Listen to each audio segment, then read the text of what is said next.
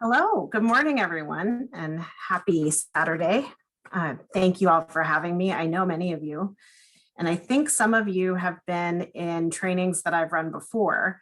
So one, I just want to say forgive me if any of this is a repeat. We are doing some basics today, so you'll just enjoy the refresher, hopefully, and also trying a few new things today. So with that, I'm going to go ahead and share my screen so you guys can see my new training slides. Very exciting. All right. So we just went over the agenda, so I'm not going to do that again. But I want to see you all while I'm talking too, so I have to configure. I'm configured. Okay. So I think, when Allison and I first spoke about this, the mandate was to cover some basics and then get into a little bit of sort of honing our discernment about what types of campaigns and issues we can invest our time in and know that that investment is going to be used well. That there are a million causes, they're all wonderful causes, they're all really good causes. But not every cause has a path yet to success. So for each of you, I think one of the reflections that I would sort of recommend is to reflect on the causes that matter the most to you. And then within that subset, think about, are you a patient person or an impatient person? Are you a person who really values debate and collaboration and being on a team, or are you a person who really just wants to get your orders handed down to you and go follow? Are you a person who has a high tolerance for high stakes negotiation, or aren't you? Because those are the questions that groups have to ask themselves when they start choosing which campaigns to spend their time on and which campaigns to hear from the sidelines. So but we're starting with the basics. So here we are. We have, I'm not sure why my speaker setting just changed. So I apologize for notices that float up on my screen. Most of you know this, but so I'll whip through it. But there are 177 human beings in the state of Illinois at this very moment who are elected for this 2-year period to make our laws and to change our laws. And those 177 people are split 59 in Senate districts and 118 in House districts. This particular constellation of people will only exist in this way for 2 years, and then there will be another election and it'll be a new constellation of 177 people. The districts themselves are carved out, 2 House districts carved out from every Senate district, so every senator has 2 House reps associated with them. And I think the most important thing to note is this is your closest, your House rep in particular, being the smallest unit of state government, exists for you, exists to serve you. They exist to represent you in Springfield and your interests. So the first thing I'd like to do is I want to ask, I've got to open up the chat. I've got to figure out how to do that with the screen open so I can see what you're doing. But what I'd like you to do now is to put the name of your state senator and your state rep in the chat. And if you don't know, that's okay. For whatever reason, I can't see the chat. So I'm going to trust you're doing it. People are doing it. Okay, good. Why can't I see the chat? That's what I want to know. If you don't know who your rep is, you're going to go to the Illinois State Board of Elections website. And I'm going to encourage you to go here instead of to going to an interlocutor. I'm going to encourage you to do this rather than going to another site, because this is the government's actual reporting of who is elected. And I think we saw recently how sometimes those things don't get accurately reported, who got elected, who won an election, and who didn't. So it's good to get to know this website if you don't know it. The reason I'm demoing it is because if you haven't navigated this website before, it's not the best. So under voter services, there's a box that says find my elected official. You're going to click on it. And this is a little weird. And the reason I'm showing it again is because it's a little weird. You're going to have to click again on the click my elected officials.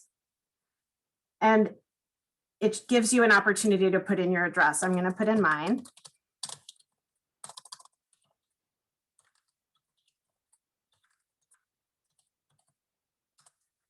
And I pressed return and it doesn't give me what I want. But I'm not a quitter. I'm not a giver upper. So I'm going to say, okay, and then I'm going to click confirm address, and then it's going to give me what I want, which is why this website isn't very excellent. But we are persistent. We persist. So for the purposes of this training, I'm not concerned about Jan Schakowsky because she's my US Congresswoman. I'm looking for my state senator and my state rep. So I have Laura Fine, and here it has her website, her phone numbers, and I have Robin Gable. So these are the two pieces of information that are important for the purposes of this training. Now I'm going to go back to the thing. So I'm going to try to see the chat again. I don't know why. Jobi, if you move your mouse up towards the top of your screen, you might see the options come forward. No, I've been pressing the options. See? Okay. Can you see this? And I say or chat. check the ellipsis for more. Yep, that's what I'm doing. I've done it a million times. It's just not the box isn't popping up the way it usually does. Not a problem. So has everyone found their state rep and their state senator? Okay, great. And most of you already, you can nod yes or no. Most of you already knew that, right? Yeah. You guys are a savvy crowd. So what we're going to sort of talk about now, and again, you're a savvy crowd, but a refresher can't hurt. I like to think of the legislative process as a game, and I like to think of it that way because in so many ways, that's what it is. It's a game where it has a season, it has players, it has the sudden death at the end. It really does. It has playoffs. And so the key piece of the game is the process. So when you have an idea, you have something you think ought to change in the world, you can draft it into language, but what you can't do is file it yourself. The only person who can file a bill is a legislative sponsor. So can the governor file a bill? No, he cannot. Can the president file a bill? No, he cannot. Only a state in the state house, only a state rep or a state senator can file a bill. The process from there is it's assigned to committee. The committee votes. If it passes, it goes to the full chamber. There's two chambers, so it has to do this whole thing twice.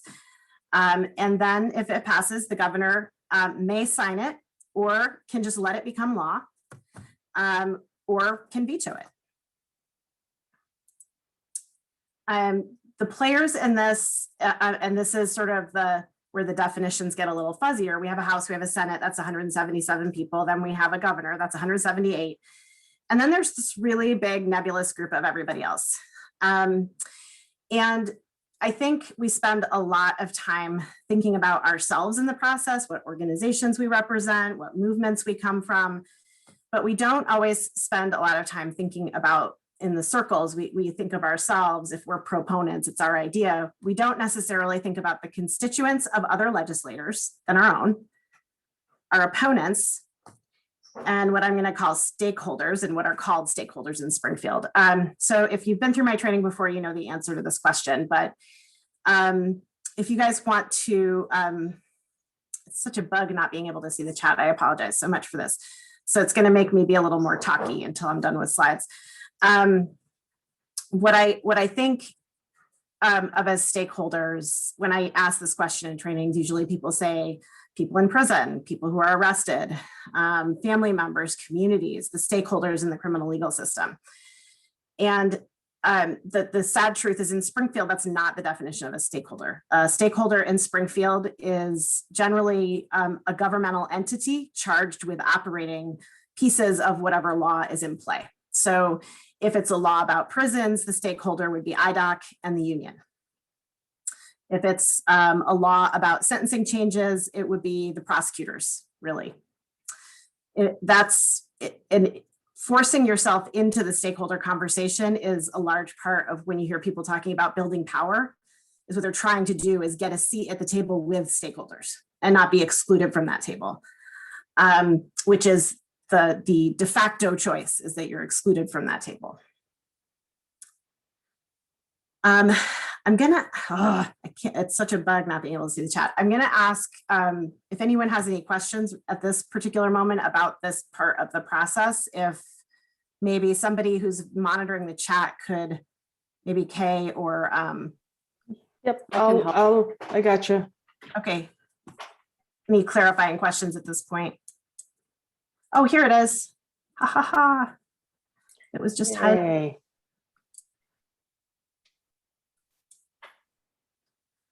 And the Zoom world tilts back. It does. Oh, I was feeling so out to sea, but since I haven't had a chance to review it, any questions that? There is. Paul Safran asks, is there a pocket veto or does the bill become a law if the governor doesn't sign or veto specifically with his pen? The bill becomes a law in 60 days if the governor doesn't sign it. So he has a window of time to do it. And so punting is still yes. And I think that is all the questions. All right. So forgive all of the hoo-ha on this slide here. I wanted you to get a sense of what the actual season looks like. So if you're looking at a football season card, you would see game days. This session, like every session, started in January, kind of kicked off formally in January at the end of sort of the middle of the month, and will end on May 31st. There are a bunch of deadlines within the session that are pretty common, and those deadlines are really weird this year. You can imagine because of COVID. This is our first session trying to, we did not legislate through COVID last year. We punted, we froze, and then we picked up with a 5-day veto session at the very end, or lame duck session at the very end of the deadline period for that year. So that kind of spilled a little bit into 2021, but technically it was part of the 2020 session, the 101st General Assembly. We are now in the 102nd General Assembly. And the bill filing deadlines have passed in both chambers. So if you had a great idea and it did not get filed by a sponsor, you're too late, unless your sponsor's last name is Harmon or Welch, somebody with a lot of pull, somebody who has a lot of shell bills, which are sort of empty-ish ideas waiting to be filled up. It's a parliamentary maneuver that is frowned upon in general for general members, and in fact, there have been rules against it. But it is something that happens. So if new laws kind of emerge after the deadlines, it's generally because somebody with power decided that was okay. We are right now in sort of the heat of waiting for the committee process to heat up. So you remember the first part of the game is you have to get through committee. And then we're going to get to first, second, and third readings on each chamber floor. Third reading is when they vote. Things do not automatically move through this process. So this is a really important part of the kind of the game. So if you think of, I'm bad at football analogies, but if you think of your bill, your proposal as a football, and the sponsor has a choice of 1,000 footballs they can run down the field. Let's say in this case, 25 footballs that they really like a lot. And they're standing there and they're going to pick which footballs they're going to carry. They don't have to carry them all. So just because a bill is filed does not mean that the sponsor is going to run it all the way or try. It just means they filed it. This is an important thing to remember later in the training. It's up to them. The new thing this year is that all bills will get assigned to committee at least. Again, doesn't mean they'll get a vote in committee, but they'll get assigned to committee. And again, I think this is a nuance that's really important to remember. If you've been working with a group, let's say you're in a community and there's a group that has remote voting is not allowed in the House. Sorry, that's actually not accurate. It may or may not be allowed in the Senate in committee, but not I don't think they're doing floor votes remotely yet, but in the House, they're absolutely not voting remotely for floor votes. Sorry.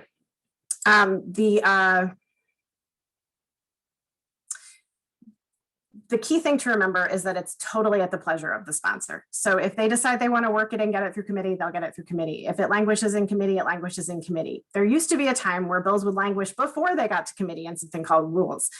That's changed. So now at least the public will get a chance, and this is the public engagement piece, is the public will get a chance to look and see, oh, it's scheduled for committee, but it never got heard, or it's scheduled for committee, but they never brought it up. That means it's an idea that nobody's pushing hard enough, that nobody loves it enough. It's a sad little lonely idea. It's an idea that has opposition or hasn't found its moment. There's no order to it. It's totally based on the pull and the will of the sponsor and the leadership of the committee.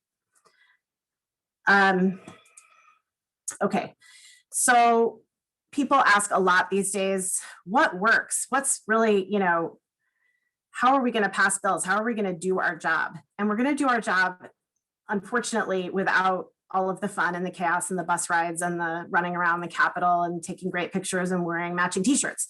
We are going to still focus on the one thing that's only ever worked. And that's that those big lobby days are just they're like a big visual manifestation of something else, which is relationships. Being able to pull off a lobby day means my organization has good enough relationships with its constituents, with its members, that I can pull that off. And that shows legislators that I have good relationships. And when their constituents show up at the Capitol taking a day off work, they're reinforcing their relationship with their legislator. That's all it is. It's something we have to work a tiny bit harder to do. But my beautiful graphic that I made just yesterday, I think tells the story. Being in person is the best. It's the #1 best. This is for fundraising. This is for sales. This is for lobbying. This is for everything. In person works best. If you can't be in person, hearing someone's voice is second best. If you can't hear someone's voice, a personal letter is third best. And everything else where your name on the list is eh. So keep that in mind for later. So everything from here on out is really about what you can do, and as a member of your organization, as a member of your community, as a constituent, to nurture your relationship with your one rep and your one senator, because that's what you bring to the table as a constituent.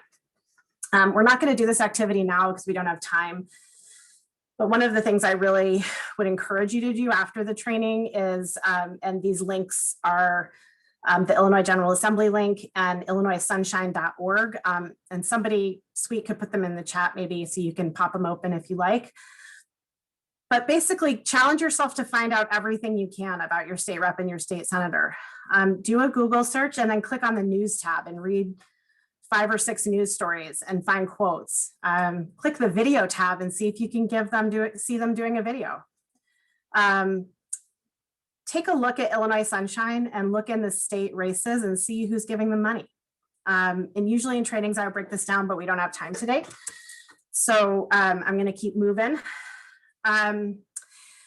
Because once you've done that and you've started getting to know your state rep and your state senator, nurturing that relationship, obviously, if you need 60 votes to pass a bill in the House and 59 votes to pass a bill in the Senate, it takes more than your one relationship to get something done, right? So even if you have a great conversation with your state senator and he's all for your idea or she's all for your idea, you're not gonna, you can't pass a bill with one rep and one senator. So people get into it with their organization, with their community.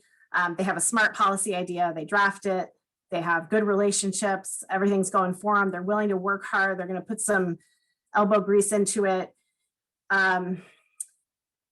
Where we get stuck is all of the stuff we don't know going into a legislative session.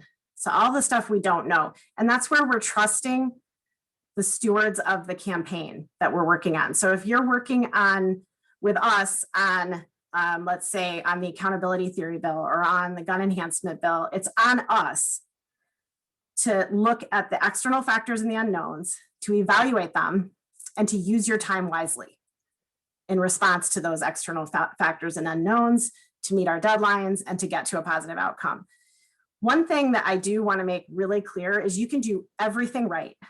You can meet every deadline and still not get to your goal, still not have a positive outcome. You just have a far better chance if you do everything well and everything right, and you look at all those external factors. So let's just take 1 minute and see if you can put into the chat, what are some of the external factors and unknowns that might face your issue? If you started off with your great idea, you got your hard work, you filed your bill, you're running towards committee, what are some of the things that are going to come up that you can't control, the bucket of things you can't control that are just part of the ether? So let's see here. What do we got in the chat? Sponsor doesn't want to run the bill. They're just they go to sleep on it. Scandal, yes. Opposition from other interest groups, absolutely. Big business, news stories with horrible examples. Those are all really good. Political resistance. Prior commitments by the rep, absolutely. Yep. Dilution of the issue from competing bills, maybe.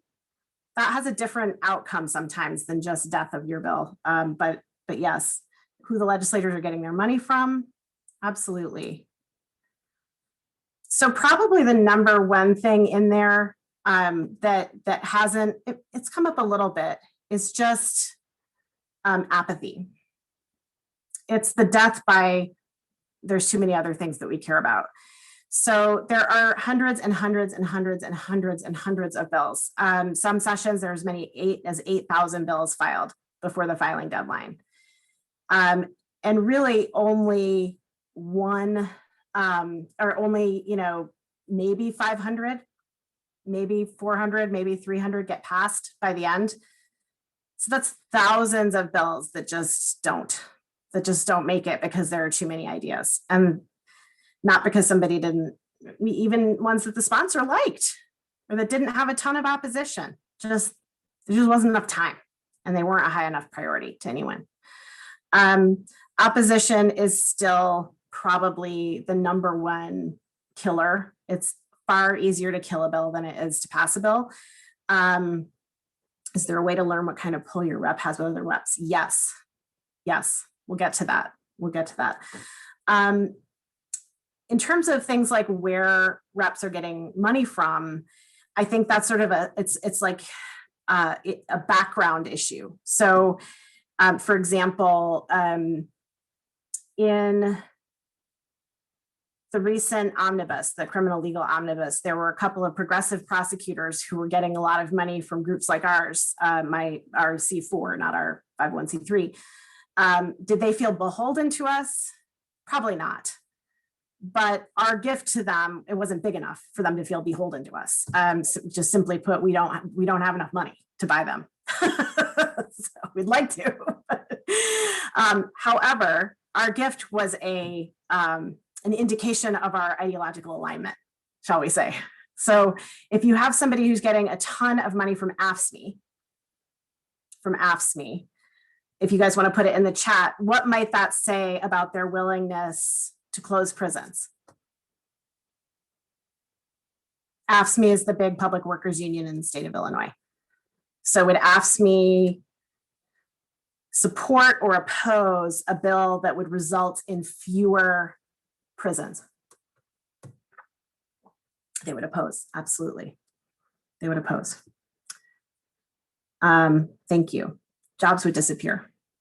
So I got on a little history bender and I went back and started reading transcripts from the 90s when we passed a lot of the horrible bills that have led to mass incarceration, the acute levels of mass incarceration we have in Illinois. And one of the things that I found in a 1995 debate about truth in sentencing was that the 105 people who voted for it, many of them didn't think it was expansive enough. So those of you who know anything about truth in sentencing know that it's extremely expansive. It's been increased sentence lengths exponentially, really, and actual time served. And the argument for truth in sentencing, there was no racial justice argument. There was no mass incarceration argument in the 90s. The entire argument was about safety and jobs downstate. So that's a thing to remember when you're working on these issues.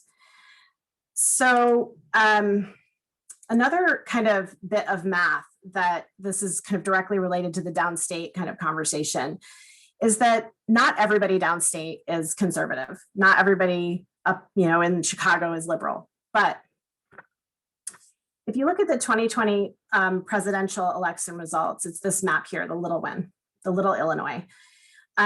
You can sort of see the same thing we saw in 2016, which is that there's a strong intensity of support for the Republican candidate in the more rural districts, not surprising, and stronger intensity of support for the Democratic candidate in the cities, not surprising. And the pink and the blue, the light pink and the light blue, are areas where the support for that side is a little bit less intense. So the areas that are sort of up for grabs are the sort of collars around the cities. Again, not surprising. And that creates some tension in those areas when you have a representative who has to be in charge of a district where they're representing a mixed crowd. It's not hard to represent Evanston and Springfield, let's be honest, right? I mean, Robin's terrific. She's the best in the whole world, Robin Gable. But like, what, she has 3 people who disagree with her policies in her entire district. That would be something most of the time. I'm probably exaggerating, but in some districts, like in the 19th district, where our friend Lindsay LaPointe is state rep, she has a Democratic district that has about half of the Democrats in the district are pretty close to being Republicans and are ready to jump the fence at any minute. And they are not too happy, particularly on law enforcement, with progressive causes. So I think it's important to know where you sit on this map. Look for your community, look for your rep. This map here, this big map, is the state representative districts. So you can see that obviously these huge districts are population based. So they're representing the same number of people as one of these tiny little districts in Cook County. But their intensity of support for an ideology that's very different from what you'll see in some of the darker blue counties it's just as intense. And just because they're in the minority doesn't mean they can't really gum things up on progressive causes. And it also doesn't mean that their opinions are totally invalid. It means people who are in those chambers for years and years negotiating bills have to deal with these realities. They have to deal with a very constant tension in our state. So one fun thing that we do every time there's a new General Assembly, every 2 years, there's a new General Assembly. We're in the 102nd for 2 years, we like to sort of count them up. So what do we have here? So in the state Senate, we have 59 human beings. 40 of them are Democrats and 19 are Republicans. The Senate has been for probably the past, since Pate Phillip, since we had a Republican Senate president, it's been a pretty peaceful place. It's been a pretty nice place to pass a progressive bill. Didn't used to be that way. We have still a minority of women, still a minority of people of color. It's still about a third in terms of the geographical break, but that's sort of the nature of our state. And exactly half of the senators were contested, the ones who are up for election. So their terms are 4 years and they're staggered. So they're not all up at the same time. So 22 were up in this past round and 11 of them didn't have a challenger, which means those are the very safe people. So when you're doing your research about your state rep and your state senator, it's really useful to know, are they a safe person? Because if they're really super safe, that either means they're more likely to be lovely and approachable, or it might mean that they just don't care. They're not going to spend as much time with every constituent because they're not fighting for their job every few years, right? In the state house, we lost a Democratic seat. We have 73 Democrats, still have a majority, a very significant majority.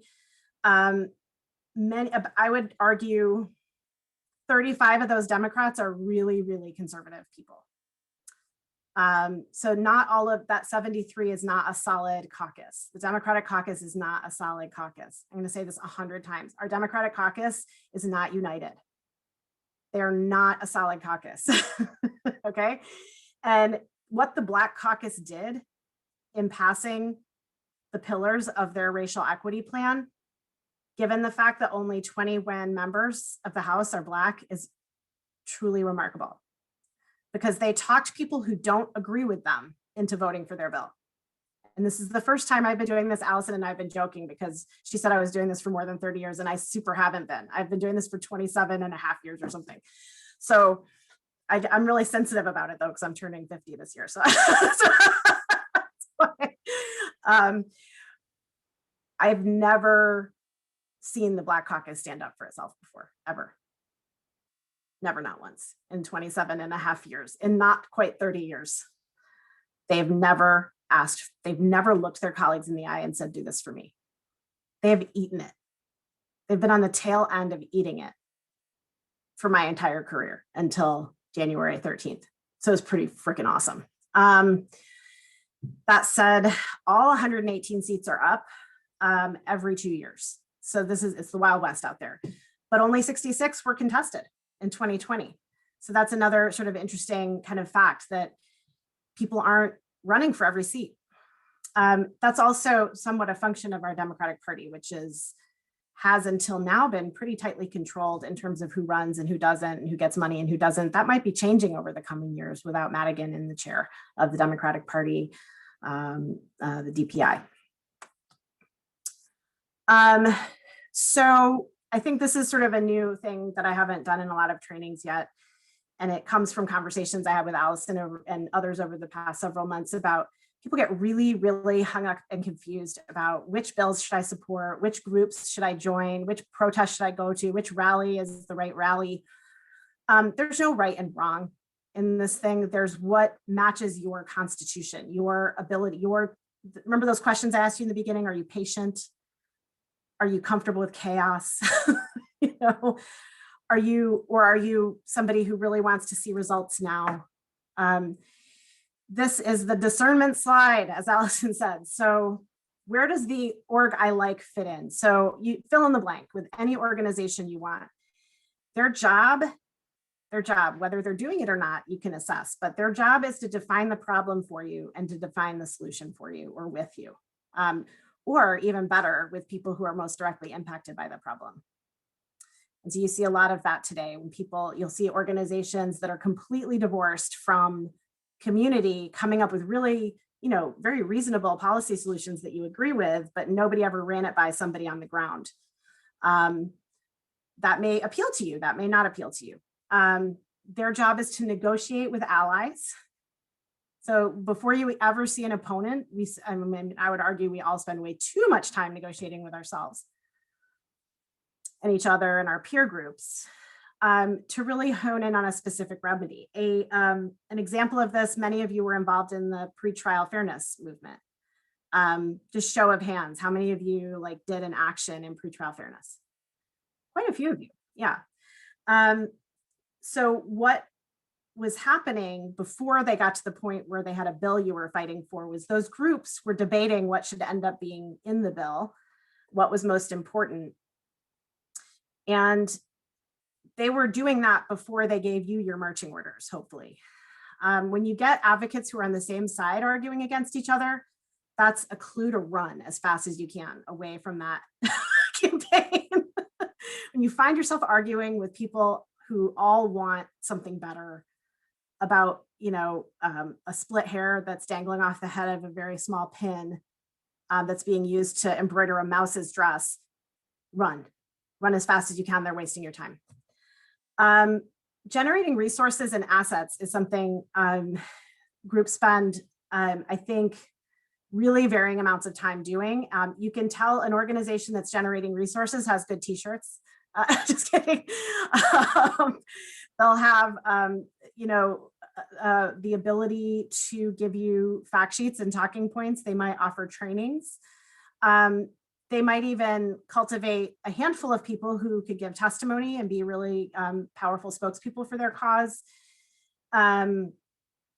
They are a positive point of contact with a sponsor. And this is where I think hopefully the beginning part of the training becomes sort of alive for you, is that if you have someone who has filed a bill on the issue that your organization has championed, and then those two entities are at odds, the sponsor, and the organization, red flag, run for the hills, run, run, run, flee.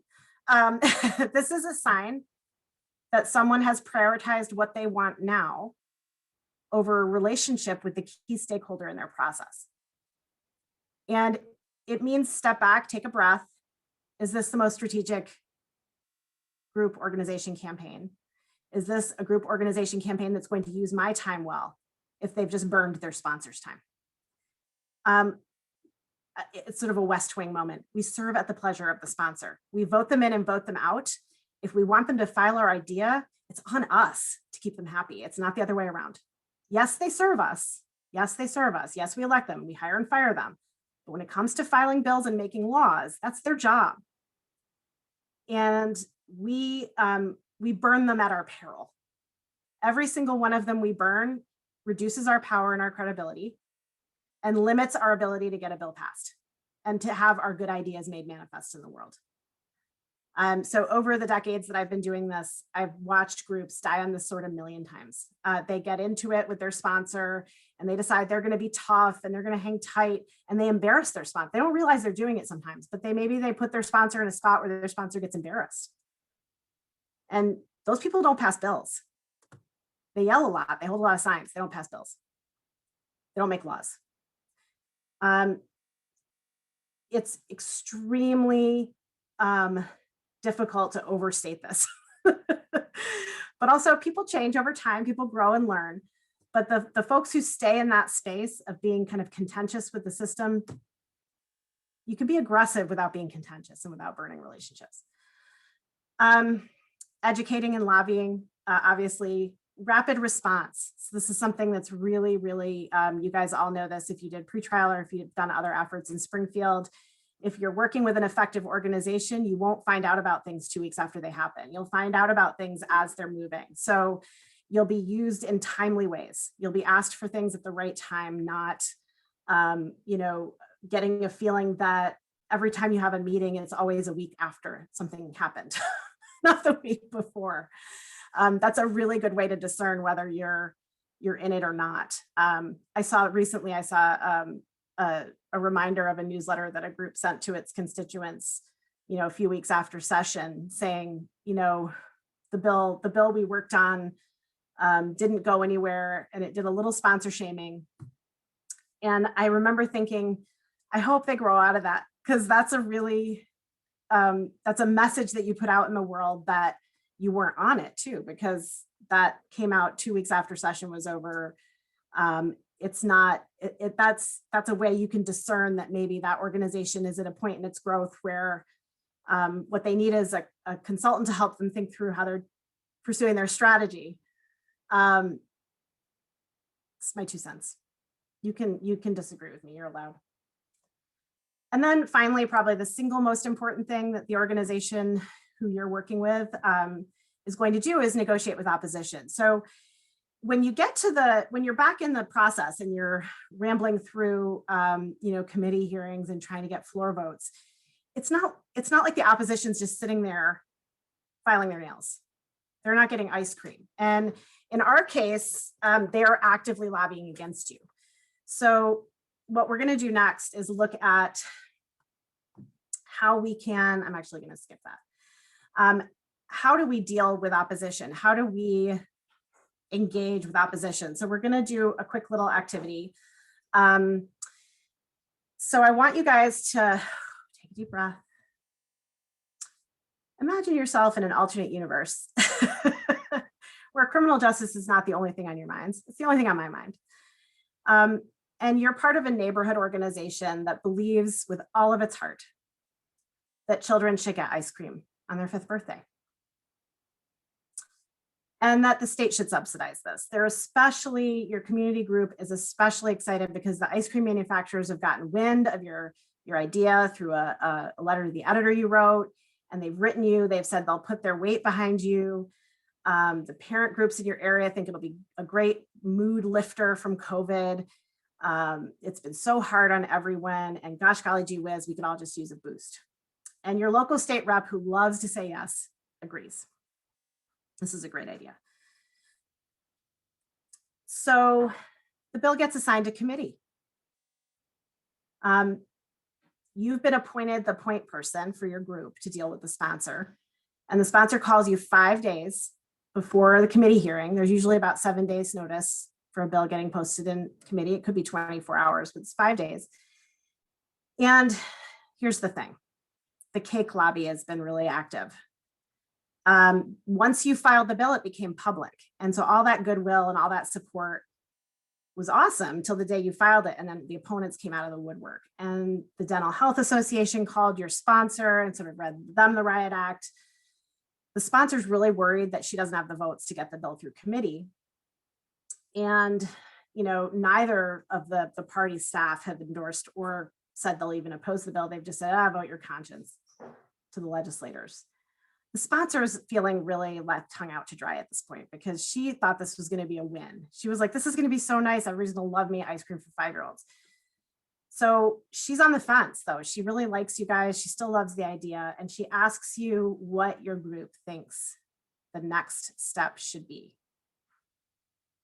So I want you to think for like a minute and maybe throw some stuff in the chat. If we had time for small groups, we'd do small groups, but throw some ideas in the chat. Take a position. You don't even have to agree with it, but what are some of your options that you could talk through with your sponsor at this point?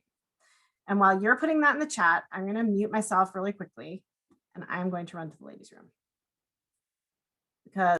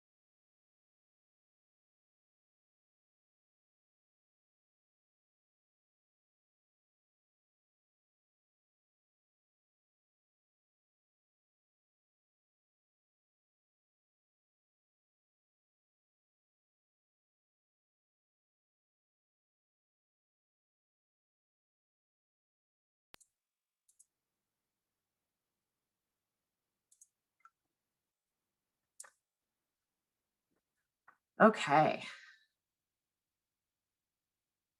I like these ideas.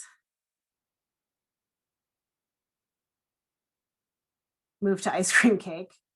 Absolutely. So a lot of you are talking about amending the bill, changing the bill to include cake, to deal with the dental issues. I like it. Nobody just wants to give up. Nobody wants to say, this is just not worth it. Let's go home.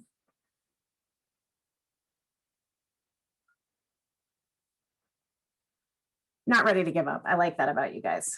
Tenacious.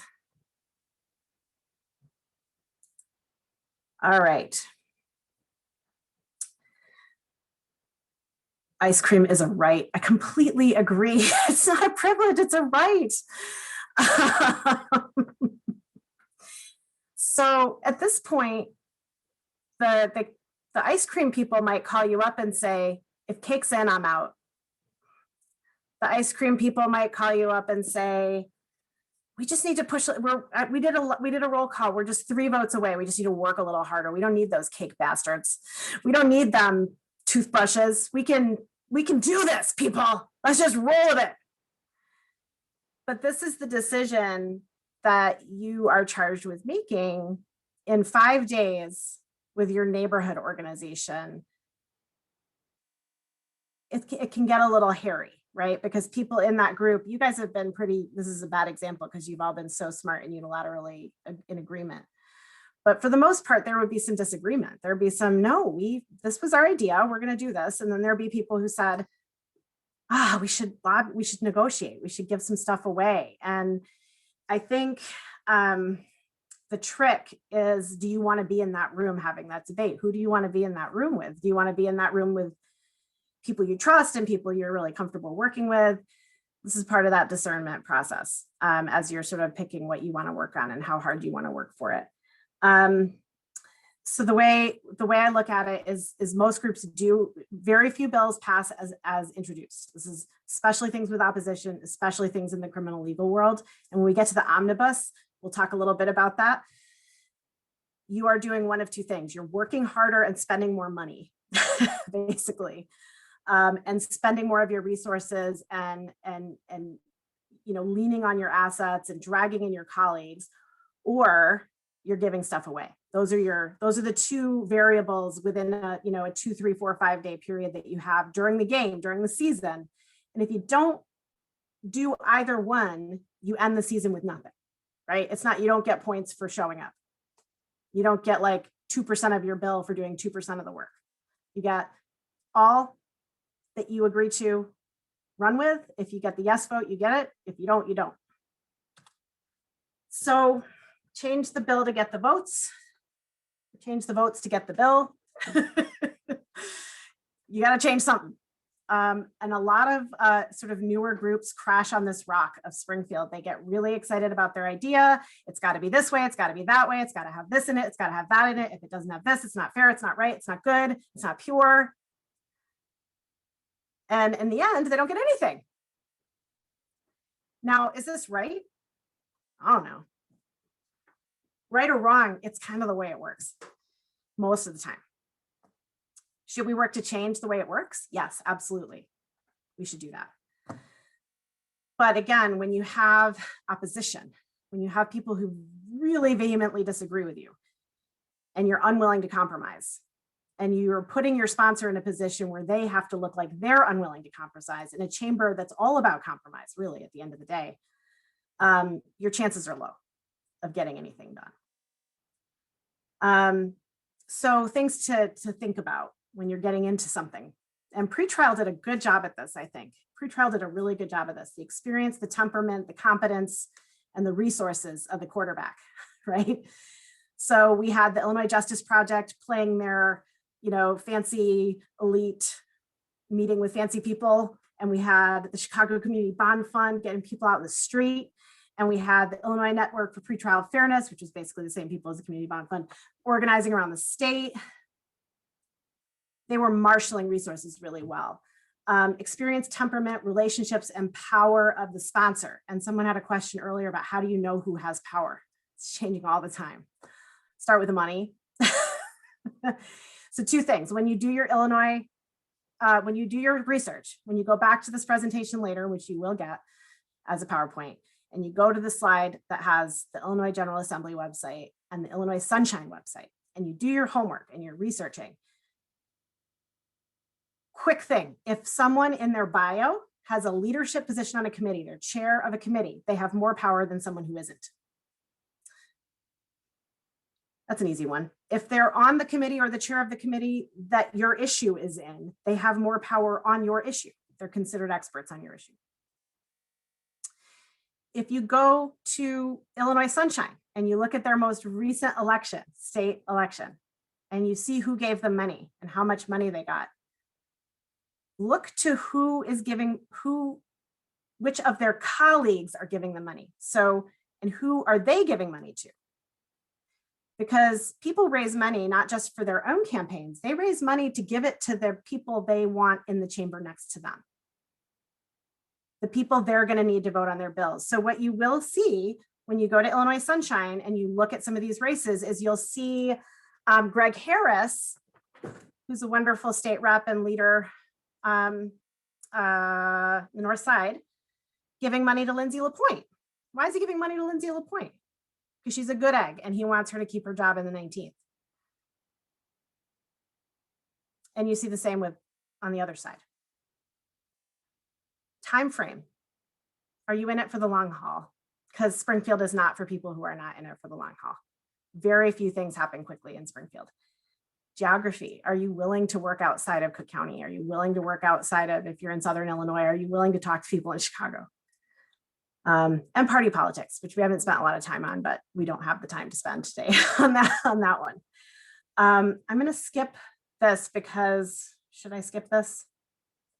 How much time do we have left, Allison?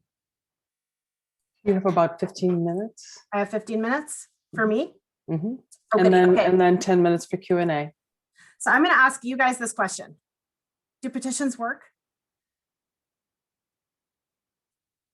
I mean, okay. So you took my training, so you know they're nice. They're a good way to collect email addresses if you're building a database. Yeah. So organizations do them because they want to generate action. They think they're generating action, but what they're really doing is they're building their list, which is fine. You're not winning anything with a petition, not in this political economy that we're in. What are witness slips and why do they matter? Do you guys get a lot of emails during session, I would guess, asking you to fill out witness slips? So my 2 cents on witness slips is no. For individuals, they really don't matter. Unless your organization is in a really heated battle and the sponsor calls and says generate witness slips because they want, for whatever reason, to shove it in someone's face. Then that's really the only time they matter. What witness slips were designed for was actually for stakeholders, for the lobbyists who represent the stakeholders in Springfield.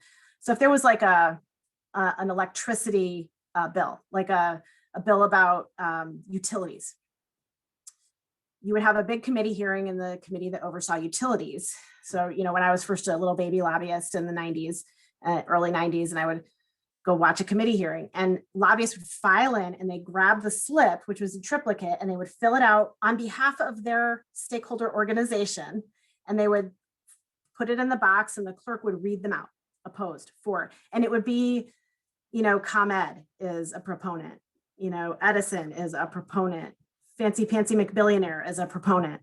And then somebody would say, who are the opponents? And it would be who, city managers of Elgin would be an opponent, whatever, right?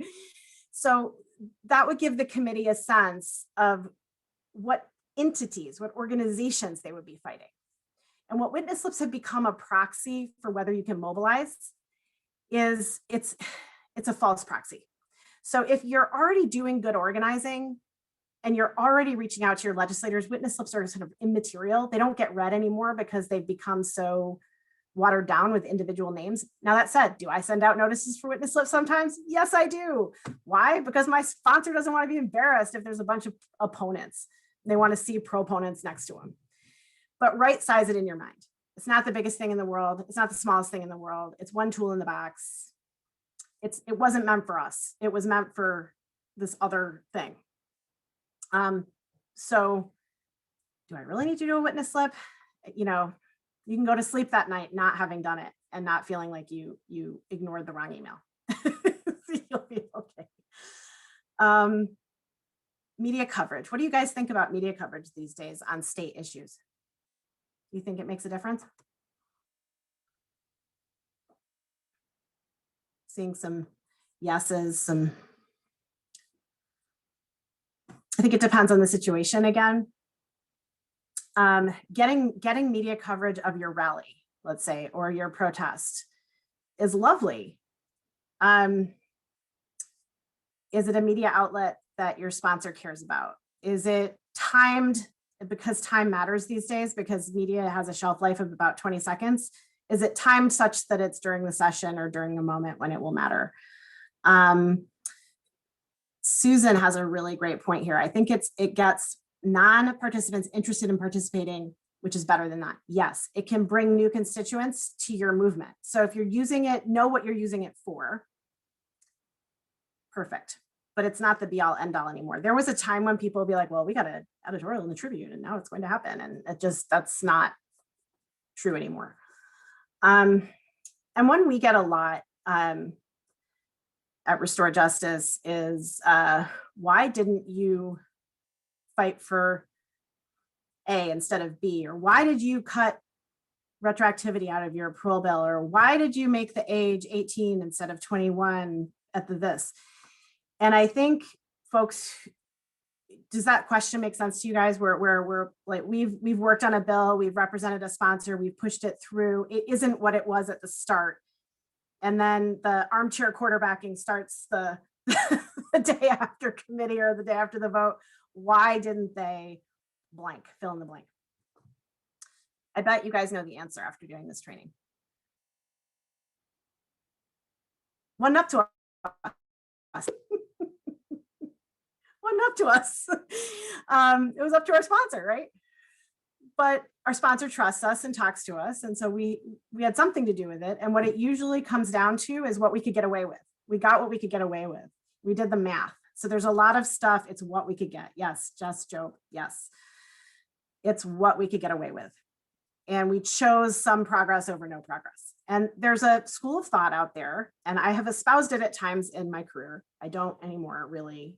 Just over time, it's more rare. It does happen, but it's more rare for people to wait and wait and wait and never take anything less than pure, and then they get everything they want all at once. That's really rare. It's really, really effing rare. And it's a little dangerous, as we're seeing with the omnibus. When you get a lot of what you want all at once, it really, really energizes the opposition, which is what we're seeing now. So this is my little segue into incrementalism 101 with Jobi Cates. It's not popular or sexy, but it's what works. We tend to choose slow but steady wins the race, help some people over no people, keep carving out, because the law, I'm not a lawyer, the law is nuts. Have you ever seen that thing? It's bananas. You see the governor's bill was like 750 pages long, and it was like a tenth of what people wanted in it. It's crazy pants in there. And it's not like the law is this big linear holistic thing that you can look at and change it the way you want it. It's a million little pebbles on a beach, and you're trying to pick out the pebbles that are cutting your feet, and you're not going to find them all the first time. So I've found this to be it's a process. It's a really what it is for me is it's become a lifetime. And so I want to work with people who see it that way too, because I'm going to have better blood pressure if I work with people who see it as something. It's a process. It's the all or nothing game is really bad for my ticker. And I don't want to give up cholesterol or sugar or salt. So I try to give up as much stress as I can. And this is one way I can do it. I have 10 minutes till, okay. So I'm gonna pause here and just say, I'm gonna go through the omnibus like lightning. If people want me to go ice cream, I'm with you on that. I'm gonna go through omnibus super quick. And then we can talk a little bit about how it happened from our point of view. And then we can do tiny bit of Q&A. And you guys can keep asking questions in the chat too, because I'll try to peek at them and see what we can do. So, holy crap, the omnibus, it was really big. So I don't know a lot about all of it. So I only know a lot about one piece of it, but when it was first passed, I was so moved by the whole situation that I actually read the whole thing, 100 or 700 and whatever pages as a non-lawyer, and tried to draft a summary that made sense to me. And then had the real pleasure of working with some of my colleagues to do sort of a collaborative session for just advocates and people who were involved in lobbying on this stuff, to explain to each other what the heck the parts were that we didn't know about. So I know enough to be dangerous about most of the provisions at this point. The most important thing that is on these slides for you guys is I put the names of the organizations who I think either were the ones who were responsible for this being in there on the lay side, on the non-legislator side. Organizations you could, if you're really into those issues, you could pursue their, you could follow them on social media. You could, if you don't already, you probably do. Or you could, if you want to get into policing, these are the organizations to follow, I think, at the state level anyway. So with policing, it was really the ACLU of Illinois and BPI, Business and Professional People for the Public Interest, who worked on the policing provisions.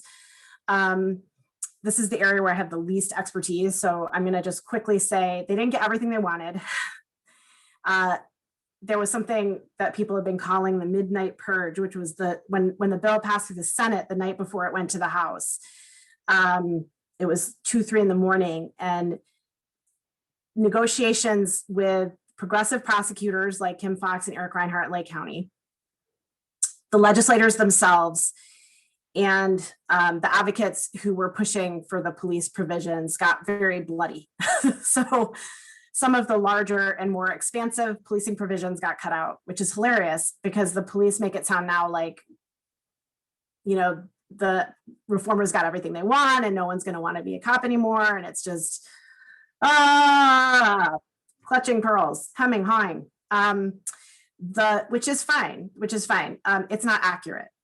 There's really nothing in the policing provisions that's nearly as aggressive as I've seen the sheriff's materials make it sound.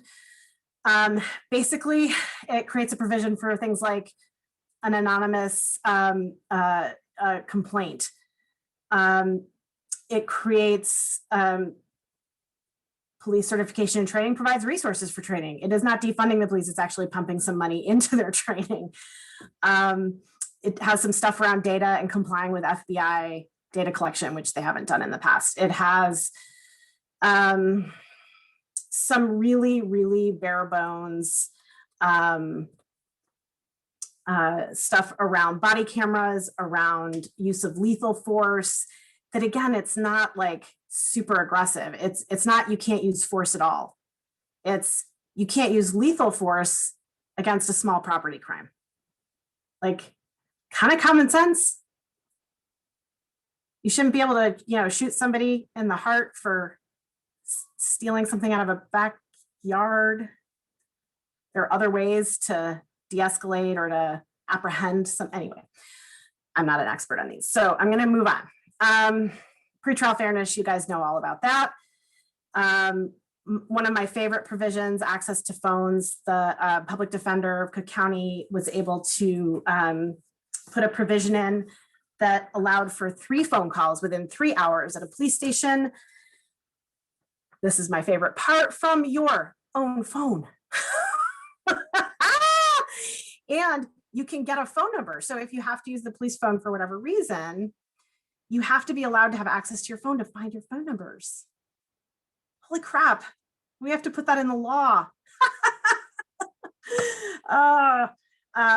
Increase resources for and structure for deflection programs, keeping people out of the system.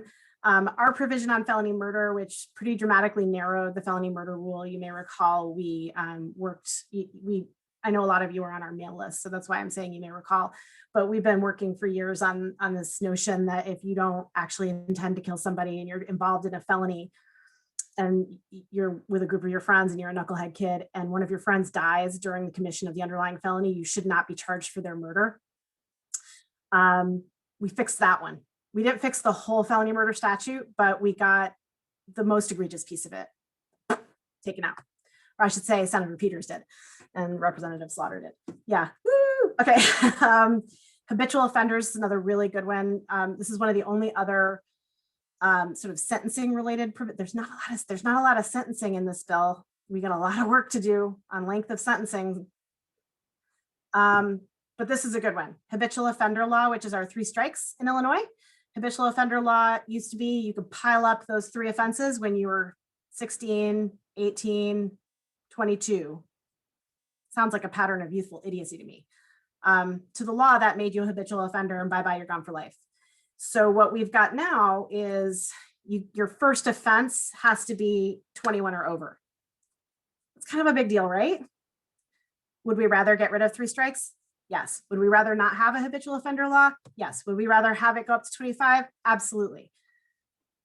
This is what they could get away with. And it's awesome. It's a great first step. There were some minor changes to mandatory minimum, which no one will be responsible for or take credit for on the advocacy community because they think it was so small. John Howard and the Alliance for Safety and Justice did a phenomenal job of getting some incremental improvements to both earned discretionary sentencing credits and mandatory supervised release. Neither of these things are game-changing, life-changing, earth-shaking, unless you are in prison right now and you're going to be released within the next 4 years And now instead of being able to earn 100 and what is it? No, instead of being able to earn 60 days off your sentence, you can earn a year off your sentence because your sentence is longer than 5 years or whatever. There are some really nice changes in there that help some real people now. Prison gerrymandering, another one of Representative LaFord's big priorities over the past, I don't know, forever. That our lobbyist, actually not working for us, but our lobbyist he's really into this issue. So he's always working on it, whether he's being paid to or not. And Change Illinois was the organization that led the public effort. It only applies, the prison gerrymandering isn't, it's a provision that basically says the Department of Corrections will now have to keep the last known address of everyone in its custody. Now, if any of you guys are in prison ministry and you have friends in prison, you're going to start giggling right now at the idea that IDOC is going to be able to keep that data. I do more than giggle at it, but I know Martha, I could see Martha's laughing. It makes me happy, Martha. You know what I'm talking about, girl. This is bad. They're not going to be able to do this, but maybe they will. I don't know. They've got 10 years to find out because the prison gerrymandering provision won't take place until the next remap. It's not going to be up unless another law is passed this session to speed it up.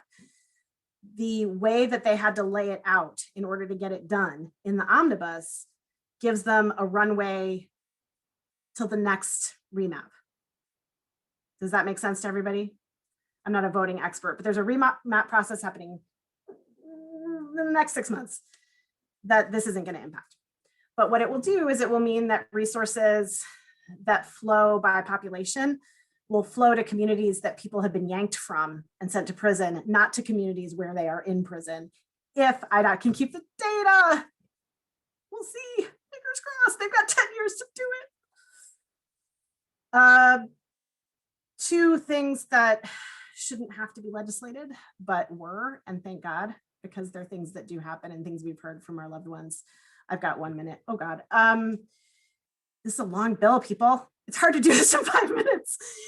Deaths in custody. One of the things we've really heard a lot from family members and from our friends and our loved ones in prison over the past year that has been happening for a lot longer because John Howard's been on it forever, is that the Department of Corrections does not consistently report deaths to their loved ones, nor does it consistently investigate deaths, nor does it do those investigations when they happen have any integrity at all. And so John Howard's been working on this forever. During COVID, it got really acute. And we helped some reporters on some stories, trying to help them connect with people who lost loved ones and who didn't get a call. It was a cellie or a friend who ended up having to make the call. It's unthinkable. It is now illegal for a person who works for IDOC to omit information in a death investigation. It creates a process for death investigations. It's got accountability. It's got deadlines. It's got external agencies like ICEJA checking in. So it's a good law. It's well written. It's one of the best written pieces in this thing, and we had nothing to do with it. John Howard, well done. Women's Justice Institute didn't directly work on the pregnant women's bill. That was actually something that Senator Van Pelt, I think, was leading on her own. And while it's not, there were a few things in there that I think are useful. It provides more education and resources, or directs more resources toward the education of pregnant women. May or may not be wonderful, but I think there will be groups who will be working to make it wonderful. And things like you can't make a woman who's pregnant sleep on a top bunk. Chicago Jobs Council is really proud of the restoration of driving privileges provision. I don't know a lot about it, but you can check their website. And victim compensation. This is something that every state has access to. It's dysfunctional in every state, from what I understand. And things like defining who a victim is and who's a worthy victim versus who isn't, horrible stuff. This provision was a way to increase the compensation to open up access to people who may not have traditionally been considered worthy enough victims. So if you had a felony in your background, for example, you were not eligible to get victim compensation if your son died or your, mother died. It's horrendous, right? So this is just a way to sort of take baby steps to improve victim compensation program. Pausing here. I know there's needy cats everywhere. They're all over me today. So I'm going to stop and ask for questions. We were going to do some defending of the bill, and my big thing with defending the bill is the places where it's being attacked may not be the places you are. But if you're in like a Facebook group or a Nextdoor, that weird app, if you're at a community meeting or at a county board meeting or a school board meeting and somebody brings up some misinformation about the bill, you're not going to know the answer. You're not going to be able to correct them. So don't worry about giving specific facts, but you can say, it's not my understanding. I don't think it's nearly as aggressive as you're saying. Be nice, be nice. Patrick Swayze in Roadhouse modeled good behavior in this situation. Google it if you don't know. And any time that you can thank. We've been doing a lot of thanking through listservs, but take informal opportunities to thank anyone and everyone. And if you have an elected sheriff or an elected state's attorney who might be potentially, like the Lake County Sheriff's Office is far more progressive than other sheriffs, right? So that's a good one to just call them and say, I don't know if you worked on this bill or not. I just want to say, if you're ever doing a community meeting and you need some people there who are going to be, Lake County residents who won't scream at you, I'd be happy to join. That kind of thing, that really human, informal. You don't have to be an expert. It's about your values, not about the details of the bill. That's my advice on that. So I'm going to pause there and I'm going to stop sharing for a minute. I have a couple more slides that I probably won't use, but hi. There's one question that I do want to address because I can be a little glib, and I'm not going to say who sent it, but there's some really, there are a lot of people who may, and I use a lot of hyperbole, so I want to apologize, but I said something earlier about run for the hills. If you're working with a group where they're spending more of their time arguing with each other than they are getting the work done in Springfield. That's glib, right?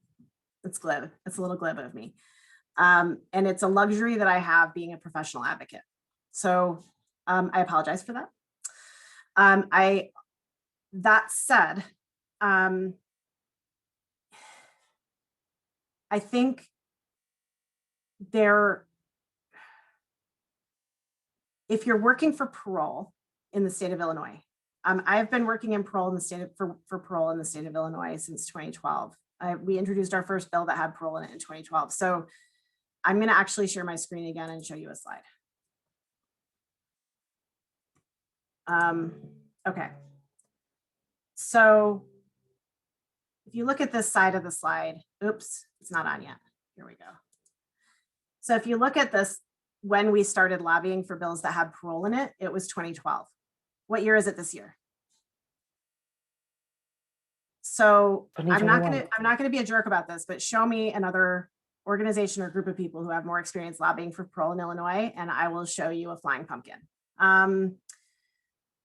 The L means we lost, and the W is when we've won something. So if you take a look at this trajectory, 2012, 2013, and 2014, we were arguing with ourselves on our coalition, and we were losing because we weren't arguing with the people who actually disagreed with parole as a concept and who still do. When we decided we had some real people we needed to help and we needed to make some progress, we got a few things passed that weren't parole. And then it was another 3 years before we passed what people consider a really limited, really watered down parole bill. And so I want to show this because I feel like remember the question I asked at the beginning about your tolerance and your patience. So my run for the hills is really Jobi run for the hills, because Jobi doesn't have a ton of tolerance and patience for internal argument. It is not in my constitution. I'm somewhat of a tyrant. So what I would like in my world is to be able to work in a way that feels productive and comfortable for me. You all are going to have different constitutions for these things. So if you're part of a movement where there's a lot of internal conflict around, like between two groups who are on the same side of an issue mostly, but disagree on strategy, for example, what's your role? in those meetings? Is your role feeding the fire and taking a side?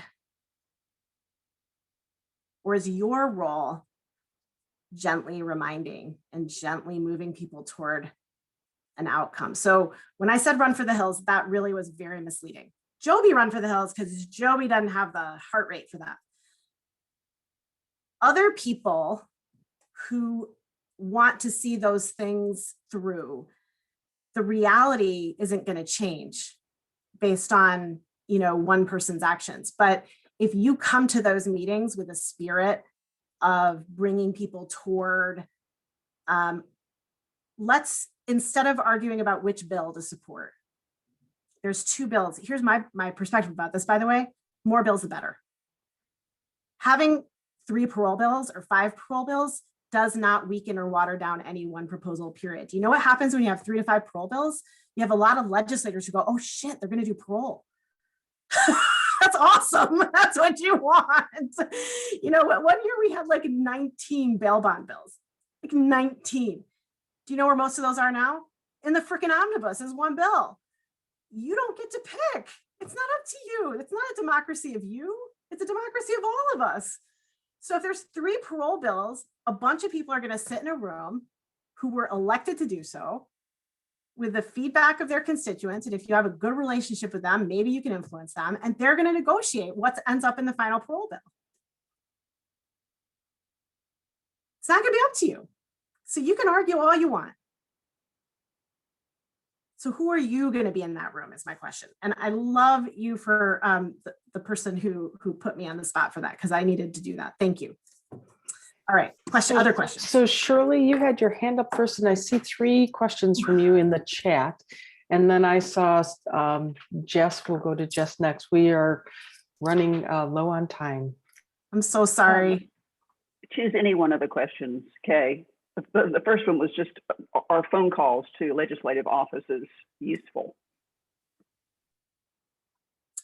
If you're leaving a message with the secretary of support for a bill that's actually coming up for committee the next day, yes, they count those.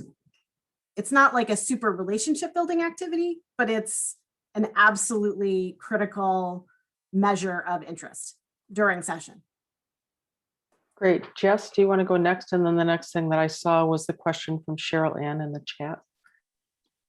Yeah, I live in Southern Illinois with representatives in the General Assembly who are very much the opposition to probably all the progressive values that I and my congregation hold. And I find myself questioning, I do value relationships, but I just, I don't know how much I value these relationships with legislators in Southern Illinois. And I am, there are others that very much see value in just continually meeting with people that, because it's important for them to hear that they represent some people that don't agree with them. But I just would sort of, I don't know where personally to put my energy and where that makes sense sometimes. That's such a good, I so feel you. And it's again, I live in the opposite situation. So I sometimes don't put myself in that space. So I would say relationships are important right up to the minute they aren't. I would make sure that your congregation, if it's appropriate and in any way, is running something against those people every year, because a lot of what ends up happening every 2 years, because state reps, if they have to hustle, they will pay more attention. And if they entrench, it's easier to run something against them. So, it may seem like they have those jobs forever, and you may have a candidate who can't raise the money and who can't get anywhere, but just the presence of opposition helps. And that's something I would, at the end of the day, if they're not representing you, find somebody who could represent the middle better. Run a centrist against them. All right. I feel like I've got to like. You've got one more call or question that we'll take, and I'm sorry, Susan, I see you've lowered your hand. We won't be able to get to all of the questions in the chat. Cheryl asks, is it possible for schools and mental health agencies to help gather information regarding last address? That's interesting for IDOC. It should be, yeah. I would go to Change Illinois and see Ryan Tolley is the guy there, or write directly to LaShawn Ford with those ideas. That's a great idea. Great. Thank you. Thank you so much. I will capture the chat and we'll see what is possible for us to quickly get answered for you in that. I want to remind us of the words that we began with from Maya Angelou. You may encounter many defeats. You may encounter many defeats, but you must not be defeated. In fact, it may be necessary to encounter the defeats so you know who you are, so you know who you are, what you can rise from. How you can still come out of it. You may encounter many defeats, but you must not be defeated. I trust today that you will go out and take these beautiful words of Maya Angelou and the work and the enticement that Jobi gave us from a beautiful learning of how to be an advocate, to take this world that we live in and grow it into something that is more just. Transform, my friends, transform. Thank you so much for being a part of this. Peace. Thanks for inviting me. I really value our association, our relationship, and look forward to seeing you all again. Take care.